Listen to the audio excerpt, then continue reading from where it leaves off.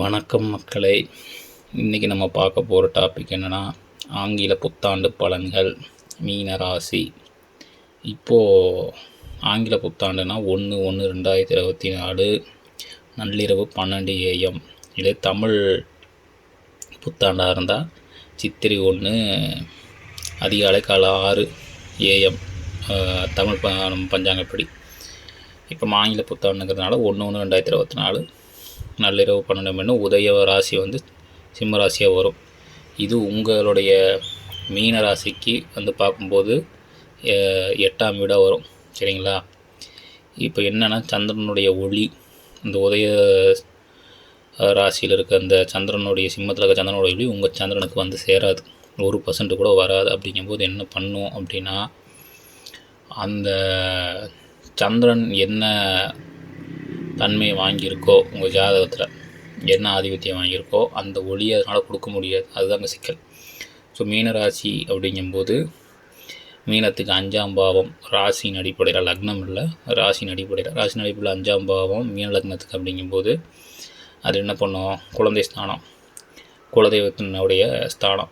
அப்படின்னா இந்த ஆண்டு வந்து குலதெய்வ ட்ரிப்பு போகாதவங்க பிரச்சனை இல்லை, ரெகுலராக போயிட்டுருக்கவங்களுக்குள்ள இந்த வருஷம் போக முடியாத ஏதோ தடைகள் ஏற்படும். அது ஏதோ ஒரு காரணம் இருக்கும், வேலை இருக்கும், இல்லை ஏதாவது ஒரு மருத்துவ காரணமாகலாம், வீட்டில் இருக்கிற வயசானவங்க ஏதாவது தவறலாம், இந்த மாதிரி ஏதோ ஒன்று காரணங்கள்னால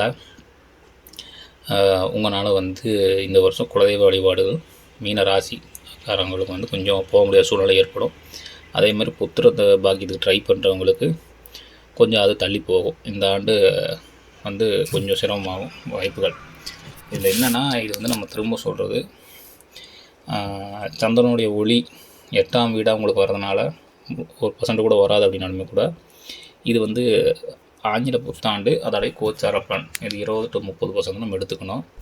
சுய ஜாதகத்தோடைய கிரக நிலைகள், தசா புத்திகள் இதெல்லாம் அனுசரிக்கும் போது 100% நம்ம எடுத்துக்க முடியும். திரும்ப ராசியோட பலன் தான்.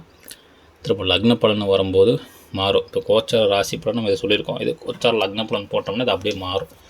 ஸோ இது வந்து நம்ம ஒரு 20 to 30% அக்கௌண்டபிள் பண்ணிக்கலாம், அவ்வளோதான்.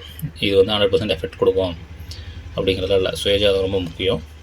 பட் நீங்கள் வந்து கொஞ்சம் உங்கள் லைஃப்பில் பொருத்தி பார்க்கலாம். அடுத்த வருஷம் கொஞ்சம் இந்த இது புத்திரபாகியம் ட்ரை பண்ணவங்களுக்கு கொஞ்சம் டிலே ஆகும்.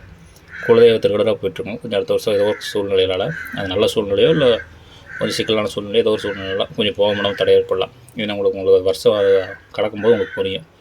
ஸோ பாருங்கள். மற்றபடி எல்லாம் ஓகே தான். கொஞ்சம் சேனலை வந்து சப்ஸ்கிரைப் பண்ணுங்கள், லைக் பண்ணுங்கள், ஷேர் பண்ணுங்கள், கமெண்ட் பண்ணுங்கள். ரொம்ப மிக்க நன்றி.